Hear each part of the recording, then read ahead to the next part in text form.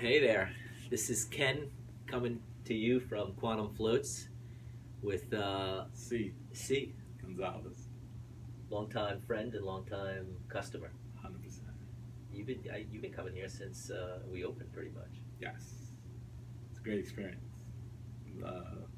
Learning a lot about myself, learning about programming slowly. Definitely a lot of interesting things that I've just scratched the surface of. Yeah. Great place. What do you do? What do you do when you're not floating in the tank?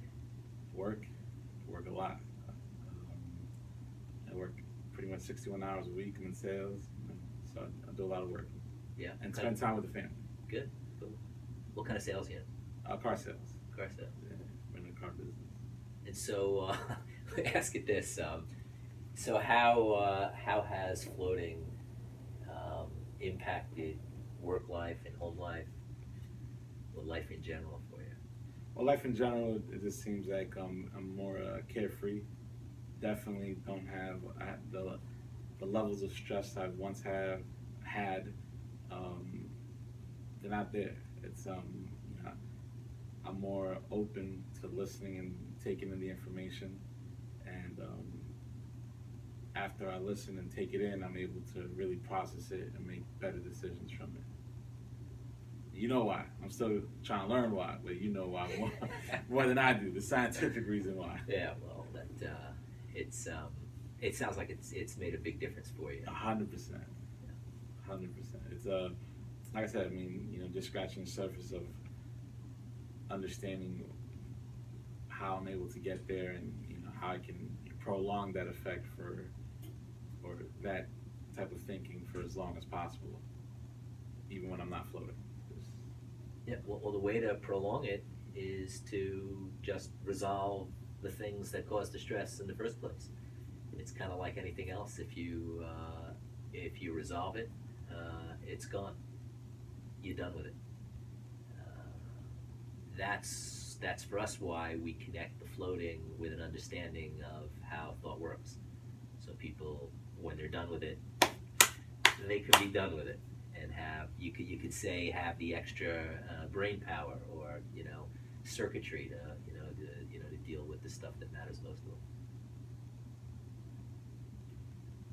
So you always bringing people here. Yes. Like there's always somebody that's calling up and saying, "See, set me here," or coming with you. Yes. That- Because oh, Go sorry, ahead. go Yeah. No. Yeah. That's my question. Like what's that about? Like you seem to be talking to a lot of people about your experiences with floating.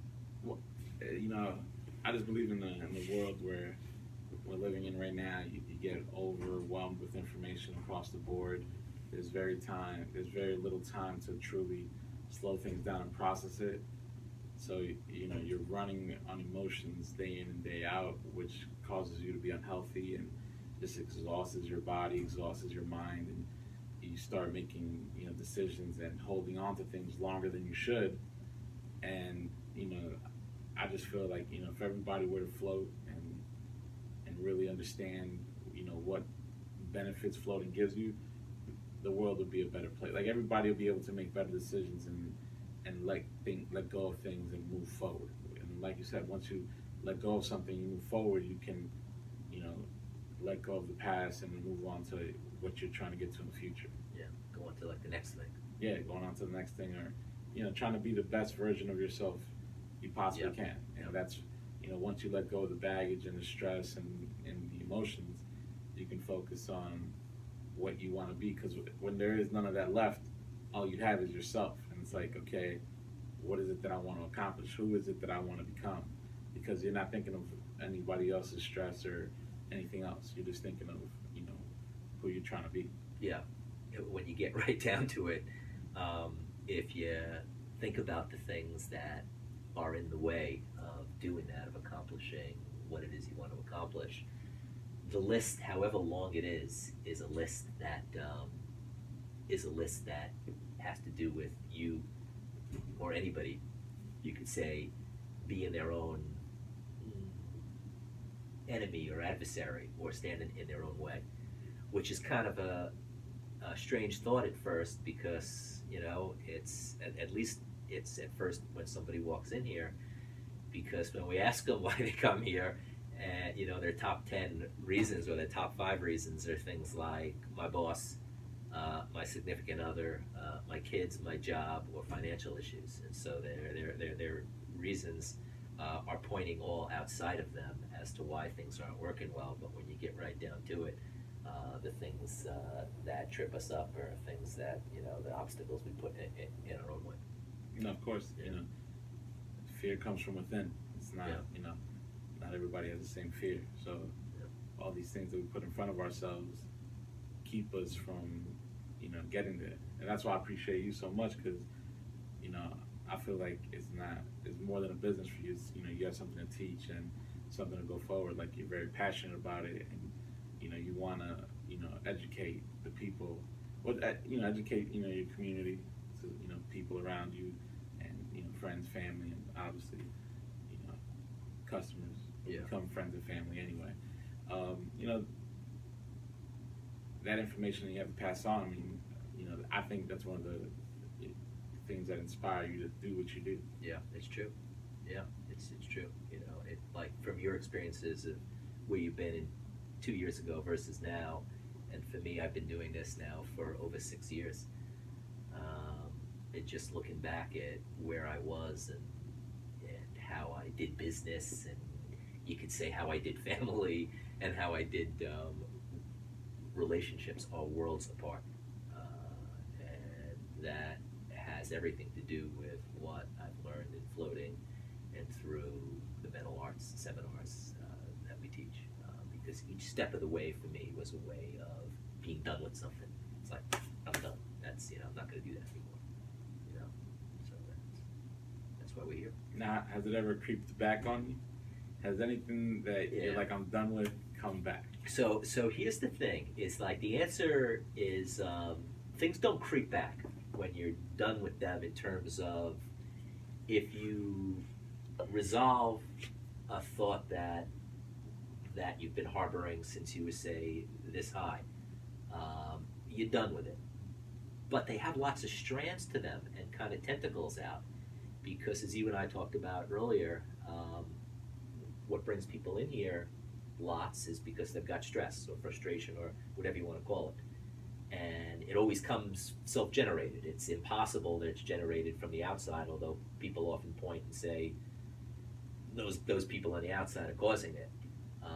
So when they address it from the inside, they do address it. But what you find is that those thoughts, which you've been harboring since you were like yay high, have lots of tentacles and lots of areas that they kind of connect to.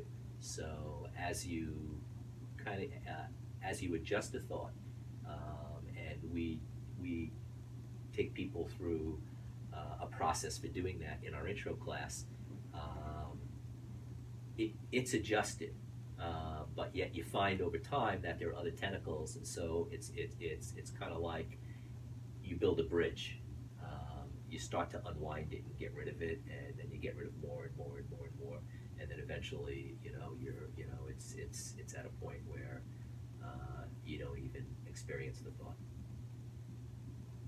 So let me ask you this: what has been, and not to rate it because everything's important. Like, I could tell you one of the greatest things that's changed for me ever since I started flowing, as far as like a personality trait, how you handle things. What was like the biggest change you would say? Like, if you can go back to yourself at 20 and say, listen, if you can fix this, like, and you're like, I can't believe I was able to overcome, like, to see it clearly, like change. Like, there's probably lots in there, but I think I'd say like an enjoyment of people. Because what I was sure about before I started to float, before I started to take seminars and workshops in the mental arts, is that I was sure that what I perceived, what I thought I saw people doing, was actually what they were doing, and not taking into account, because I didn't understand at that point that no matter what I saw had to be filtered through the way I perceive things. It's interesting because, like most people, I thought that my eyes were just a window to the outside, and if I saw something, somebody looking a certain way, or doing a certain thing, or saying something, that was actually what's happening. Turns out, no, that's not what was happening. So what was happening was that I was filtering it through my perceptions, and that affected my relationships. It affected my relationships with my wife. It affected my relationships with my kids. It affected my relationships with my law partners. And one of the, like, as I look back now in 6 or 7 years, one of the huge changes was that I can enjoy people, because as I've unwound that and said, nah, that's me, and that's just how I saw things, then, there's no more somebody doing onto me. It's just another person out there that's, going through their stuff and struggling and doing the things they do just like I'm doing. With that, with that for me, that was a way that I enjoyed people, because I saw them then as, people, and as much as this sounds kind of strange, I think it's true for everybody, that I was sure that, the whole list of people that I gave you was, were acting, against me in ways. And no, they weren't. They're just, doing their thing just like me. So you're able to trust more people and get to have more friends. Oh, definitely. Trust is probably a good way to put it. Yeah. Trust and care. Those two are big parts of it that I say are two of the big things that I can think back have changed dramatically for me over the years. Yeah. How about you? Well, the biggest thing is I became a better listener. I would actually, before it, my mind would be moving 100 miles an hour, whereas I'm already finishing their sentence.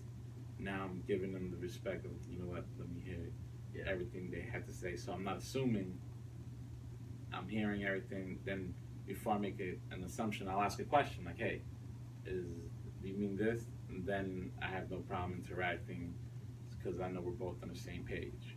Before I would assume that I'm on the same page with them, and I'm just like, I'm just talking. Hey, listen, oh wait, you're not on the same page as me? Something's wrong with you. Now it's more like, I can understand, where you're coming from, because now I'm taking the time to understand what they're saying and their point of view, not just what they're saying and what I think they're saying. Yep. And I really take the time to understand what they're saying, if that makes sense. It makes a lot of sense. Yeah, I share that as well. Yeah. Yeah, that's and helps you deal with people better. It really does. When you're able to do that genuinely, you really get to understand and know where they're coming from, and then try to do everything in a positive way. Everything continues to move in a positive flow. Yep. This is, if you're ever going to do anything, you're going to do it with other people. Like make kids, make a business, and the only way that's ever gonna unless tennis. The only way that's gonna happen is if you find that place where you can stand together. And it's true, if you don't ask questions and find out, you don't really know what they're even saying, or what what they're offering. And when you do that, you can find that common ground. That's important. Yep, I agree. So, have you ever had any of your kids float? I've had the 3 oldest. Jayden is 12. She hasn't floated yet. Okay. The older kids love it. And what happened, I don't know if you were here last year, is as my son was both a junior and a senior at the local high school, and he went back to high school with his experiences, we started to see a huge influx of high school kids come in. From, well, not just the kids, the high school teachers came in as well. And once that happened, it was like wildfire. Oh, I can imagine. So now let me ask you this. Now, you being an adult, raising your son, what was something that floating taught him that helped him realize that you're like, damn, I wish when I was his age, I was able to see that? Like, what do you think, is like an epiphany for him? Because I believe when you go in the float tank, maybe not every single